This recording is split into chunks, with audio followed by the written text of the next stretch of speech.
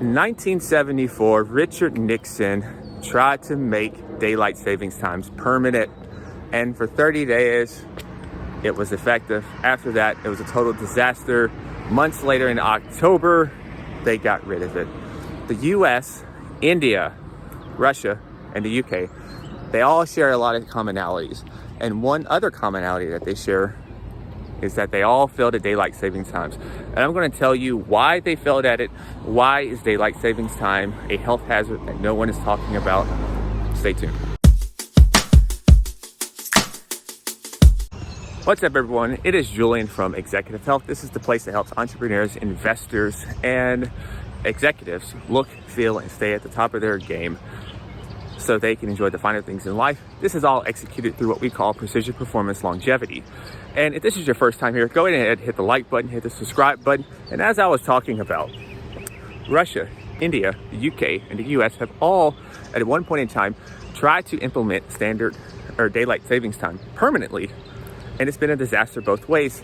Last year, the US sent to Congress a bill to try for the third time. Now, it hasn't passed through yet, but there's a growing movement that is going to pass. And this is a disaster for our health.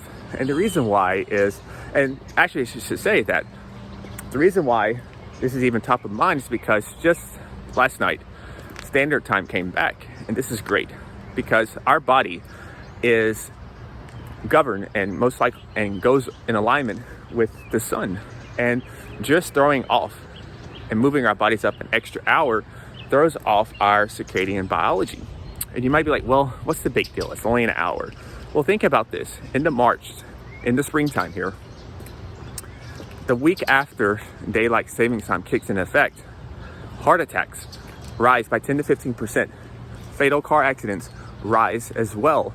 And throwing your clock off an hour, or even just not being in alignment with your circadian biology, what that is going to do is it throws off various clocks that you have in your body. You have a bunch of clocks in various different organs that tells you there's clocks for when it's the optimal time to exercise, there's clocks for when it's telling us when we're hungry and when it's time to eat, and so forth. But a key thing is what we call social jet lag. Now, you heard of jet lag, and that's when we are on an airplane and we go to different time zones. Social jet lag is essentially the same thing, except you're not even traveling anywhere, and you are essentially throwing your body's natural rhythms off. And what that does is, even for something like 2 weeks of being off your clock, that is going to affect your sleep, affect your mood. And here's a couple of stats of why this is important. 90 minutes, cutting your sleep in 90 minutes, losing 90 minutes of sleep. What that's going to do from the recommended 7 to 8, that is, makes it harder to lose weight, affects your hormones. Being sleep deprived for 2 weeks affects your motor skills. And in fact, sleeping 6 hours consecutively for a 2 week span is equivalent to basically being, almost got ran over. What that's doing is being equivalent to, that 6 week span. So 6 hours of sleep for 2 consecutive weeks. What that is doing is you essentially have the motor skills of someone who's been up consecutively for 2 nights. And so when you have all these things, not only are you affecting your hormones, not only are you affecting your weight, but you are affecting just the natural rhythms and flows of how you go about your day. So across the board, it is a disaster to have these different time zones, these different times and everything of why we should. So standard time is the necessity, but sometimes we cannot have the world the way we like it. So how I want to end this video is to give a few suggestions of basic sleep hygiene to always keep in mind. And the first thing is to be mindful of your relationship with light. The later it gets, the less blue light that you want. The earlier it is, especially when you're waking up, seek some morning light. The sun is awesome for that. And if you don't have that, then look into various devices that kind of can give you some type of light if you live in a place where you don't have a lot of natural sunlight. And what that's going to do is it's going to suppress the melatonin and signal to the cortisol to get more of that. And that's the natural ebb and flows of things. You want cortisol more in the morning, less melatonin, and then it's inverse at nighttime. The second thing is to look into exercising earlier rather than later.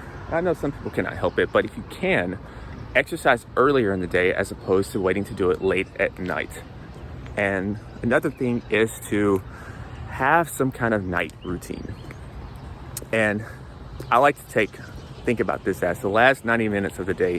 What are everything that I need to do to get myself in an optimal position and an optimal feeling to go to sleep?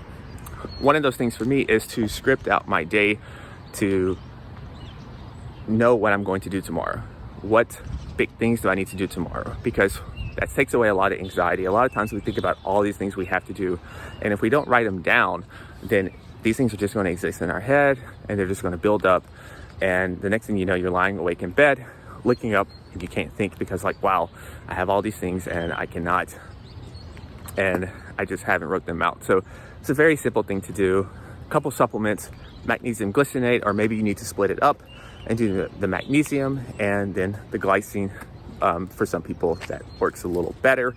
Meditation, and have some blue blocking glasses also at night. Those are just a couple things off the top of my head to use as you are optimizing for sleep hygiene. Basic things right there. There's a lot of other supplements and everything, but for the most part, try those basic things as you adjust to different time zones, as you adjust to different clocks. And other than that, stay awesome, be limitless, and as always, go be the CEO of your health in your life. Peace.